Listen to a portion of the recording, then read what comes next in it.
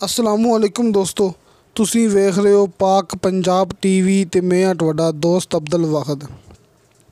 दोस्तों अज मैं माशाअल्लाह तुहाडे भरावां वास्ते तहसील राजनपुर, ज़िला राजनपुर शहर के बिल्कुल करीब सिर्फ 1.5 या 2 किलोमीटर सफ़र है राजनपुर तो। ये मौके तक लिंक रोड आ रहा है।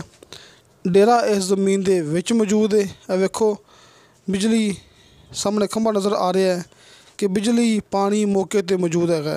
नलका लग्या इस डेरे दे विच ते बिल्कुल शर्तिया मिठा पानी। ये अपनी गारंटी दोस्तों।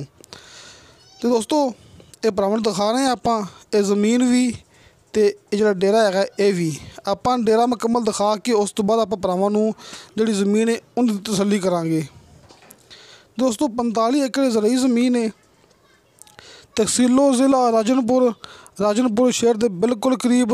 तो जो आप भरावां नूं दिखा रहे रस्ता आप डेरा दिखा के वेखो दोस्तों। ये सामने दरवाज़ा है डेरे का। ये डेरा आपां नूं इस ज़मीन के अंदर ही मिलेगा।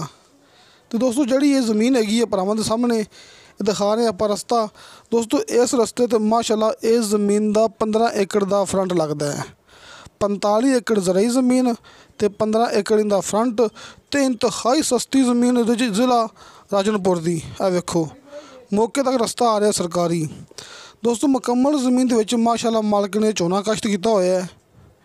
6 माह का नहरी पानी तुहाडे सामने माशाअल्लाह हरा भरा इत्थे झोना लग्या होया है। 6 माह का इहदे विच नहरी पानी है। ट्यूबवैल इहदे विच नहीं हैगा। हुण भरा सोचणगे कि 6 महीने बाद की करते हैं। दोस्तों इहदे विच माशाअल्लाह पानी जमा करने वास्ते डैम बने हुए हैं। वड्डे वड्डे जिन्होंने आपां कहने टोए बने हुए हैं, खड्डे बने हुए हैं, 3-4 बने हुए हैं। तो उहदे विच मालक 6 माह का पानी जमा कर लैंदा है। उस तो बाद फिर जो नहर खत्म हो जाती है फिर उनके जरिए पानी अपनी फसल नूं लगाते हैं। 6 माह का पानी इहदे विच जमा कर लेंदे ने। तुसीं ये हिसाब ला लो कि 6 माह का नहरी पानी ट्यूबवैल मौजूद नहीं हैगा तो फिर भी झोने नूं पानी पूरा हो रहा है।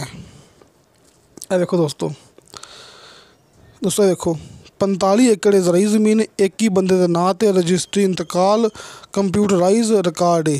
तो अपनी ज़मीन बिल्कुल क्लीयर होंदी है। ये अपनी गारंटी होंदी है। बिजली मौके ते मौजूद है। डेरा मौके ते मौजूद है। तो ज़ेरे ज़मीन पानी बिल्कुल मिठा है। आस पास ट्यूबवैल हैगे ने, टरपैना है ने, नीचे का पानी बिल्कुल मिठा है। ये आपां नूं बड़े दोस्त कहते सी कि तुसीं सिर्फ अपना पाकपतन ते आरफल दी ज़मीनां विखांदे हो, बावन नगर दी ज़मीनां विखांदे हो। इस वक्त असीं अज ज़िला राजनपुर तहसील राजनपुर की इस ज़मीन लेके हाज़र होए हैं। दोस्तों ज़मीन आपां नूं 15-20 दिन पहले आ गई सी।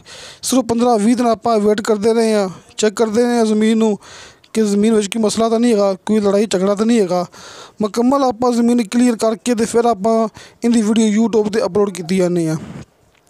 दोस्तों इस 45 एकड़ ज़मीन की डिमांड की मालिक ने सिर्फ 7 लाख रुपया पर एकड़ के हिसाब नाल। 7 लाख रुपया फी एकड़ इनकी डिमांड है। कमी पेशी प्यार मुहब्बत हो जाएगा। तो दोस्तों अपना WhatsApp नंबर लग्या होंदा है हर मूवी की डिस्क्रिप्शन के विच। तुसीं आपां नूं कॉल भी कर सकते जी। कॉल ते जवाब मसूल ना आवे तुसीं आपां नूं WhatsApp ते मैसेज भी कर सकते जी। दोस्तों अपना दफ्तर है आरफ वाले शहर के अंदर, आरफ वाला शहर कुमारा वाला चौक। तुसीं आपां नूं अपने ऑफिस आने तो एक दिन पहले मैसेज करना है WhatsApp ते कि असीं भाई सुबह आ रहे हैं तुहाडे नाल गलबात करनी ज़मीन के बारे च। आपां तुहानूं भरावां नूं मौके ते जाके ज़मीन चेक करा लवांगे। अगर साढ़े कोल ना जाया गया आपां तुहानूं नंबर देंगे डायरैक्ट भाई दा, तुसीं खुद अगे जाके ज़मीन चेक कर आया जे। तो दोस्तों साड़ी वीडियो तुहानूं पसंद आवे साड़ी वीडियो लाइक ते शेयर ज़रूर करो। इंशाअल्लाह ताला मिलांगे अगली वीडियो ते। खुदा हाफिज़।